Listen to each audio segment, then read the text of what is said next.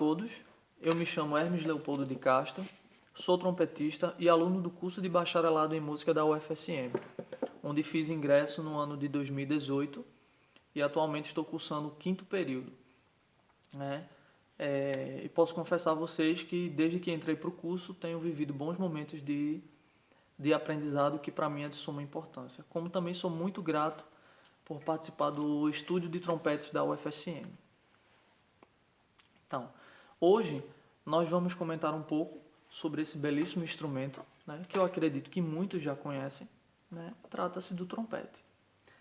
Esse modelo aqui é o modelo mais tradicional usado por trompetistas do mundo inteiro, que é o trompete em si bemol.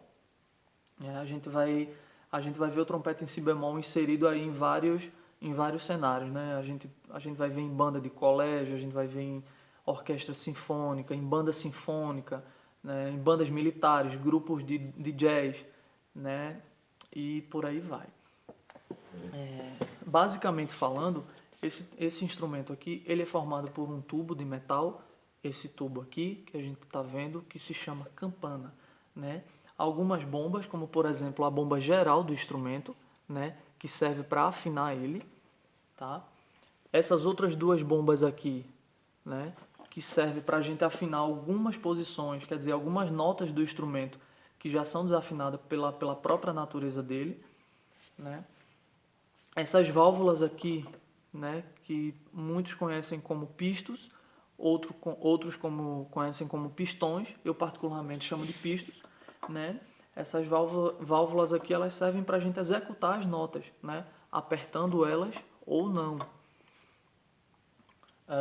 Esse tubo aqui, tá, a gente conhece como lead pipe. Esse outro tubo menor aqui, tá, a gente conhece como receiver ou receptor, né? A gente usa o receptor para colocar essa pecinha aqui que se chama bocal. Então a gente coloca o bocal aqui no receptor e faz o uso do instrumento. Só que é muito importante a gente voltar um pouco na história do instrumento. E se a gente voltar lá na pré-história, né? Hermes, mas na pré-história já existia trompete? Sim, já existia trompete. Inclusive, ele já, mesmo há tanto tempo atrás, tantos anos atrás, séculos atrás, o trompete ele já tinha a sua função dentro da sociedade. Naquela época ele já exercia uma função importante.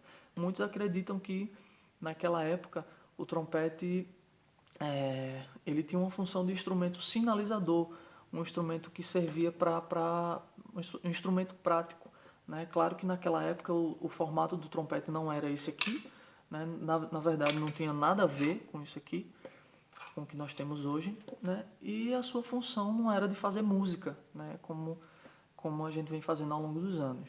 O trompete ele tinha essa função de instrumento mais prático, sinalizador, né? Quer dizer, o executante ele ia, por exemplo, na porta da cidade e executava um toque para indicar a presença de inimigo, por exemplo, né?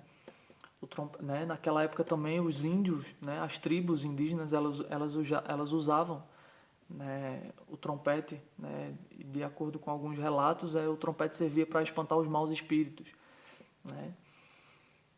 Então o trompete estava inserido dentro dessa natureza, né? Claro que era apenas um tubo, né? E a pessoa que fosse executar o trompete, né, ela não tinha isso aqui, ela não tinha bocal, né? Ela pegava simplesmente aquele tubo, encostava na boca e executava. Isso a gente fala até o ano de 1500, era mais ou menos dessa forma. Do século XVI em diante, o trompete ele começou a sofrer transformações, né? E quando a gente fala do trompete desse período em diante, né, século XVI para frente, é muito importante a gente citar o nome de um grande trompetista e musicólogo, Eduard Tarr, né? Eduard Tarr ele ficou marcado como sendo o pioneiro, né, na prática e performance do trompete no período barroco e romântico, né? Então, para Eduard Tarr, nenhum outro instrumento ao longo da sua história sofreu tantas transformações como sofreu o trompete, né? Então, do século XVI em diante, né, o trompete ele já passou a ser inserido em um outro cenário, esse de caráter nobre, né, digamos assim, caráter nobre artístico, né, que é quando o trompete ele começa a ser inserido nas cortes, né, onde os reis eles tinham os seus próprios trompetistas, né. Então, enquanto os grupos se desenvolviam na corte, né, o trompete ele começava a ser desenvolvido até chegar à sua forma física desejada, né.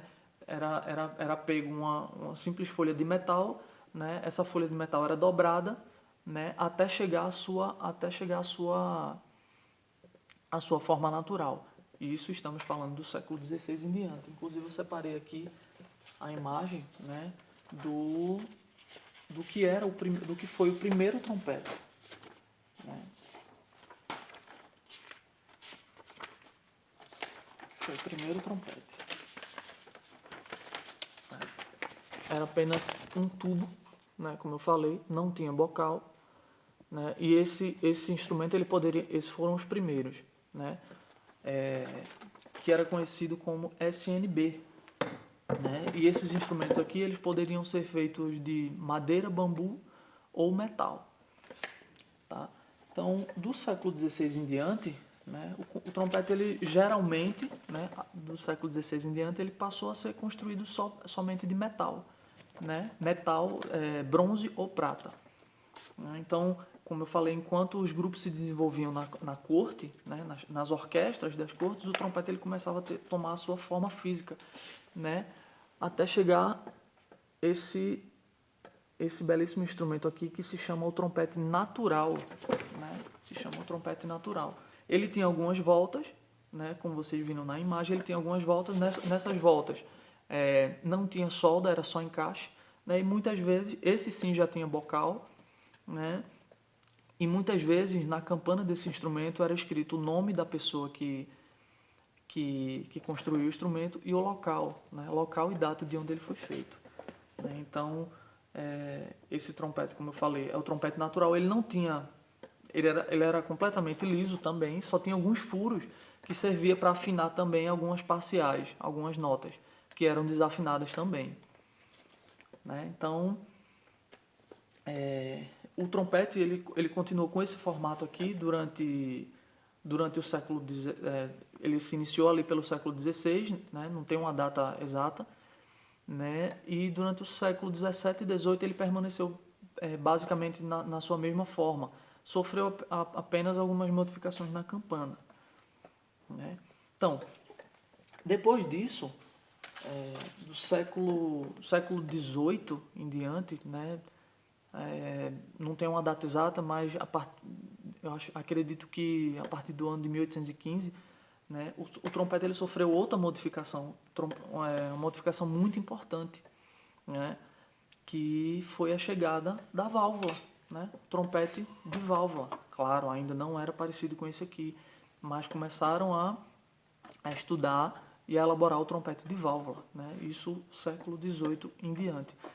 E aí eu tenho também aqui a imagem bem bacana, né, de alguns trompetes, né? Tá aqui, né? Trompete natural aqui, aquele que eu mostrei, né? Século XVI em diante. E a gente tem aqui a imagem do primeiro trompete de válvula, né? Primeiro trompete, acho que dá para ver, primeiro trompete de válvula. E daqui para frente ele foi só se modificando, né? E a gente tem várias opções de trompete hoje, né? A família é bem extensa. Então, para a gente falar um pouquinho melhor, aqui eu separei aqui algumas imagens. Eu tenho um trompete piccolo, tá? Trompete piccolo, instrumento de natureza mais aguda, né? Ele é um pouquinho menor. Aqui eu tenho o trompete em mi bemol, né? O trompete em mi bemol, né? O trompete mi bemol, se a gente for falar um pouquinho um pouco do trompete mi bemol, né? De repertório, por exemplo, a gente pode citar o belíssimo concerto do grande compositor Haydn, né? Que foi escrito originalmente para trompete mi bemol. O trompete mi bemol a gente vai ver ele comumente em orquestra sinfônica ou sendo utilizado em recitais, né? Aqui tem mais uma imagem do trompete em dó, tá?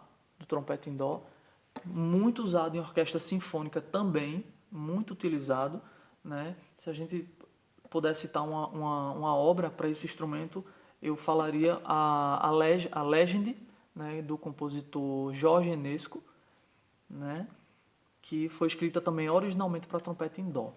O trompete em si bemol, né, a gente pode citar o concerto do compositor Alexander Aratunia, né, que é muito conhecido, muito tocado nas universidades, muito tocado em recitais por aí afora. Né, foi escrito original para trompete em si bemol. Aqui comigo, né, eu tenho ainda o cornet, que também é em si bemol, o cornet em si bemol, e o flugelhorn, que também é em si bemol, tá? Flugelhorn e cornet. Então, basicamente falando, essa é um pouco da história do trompete.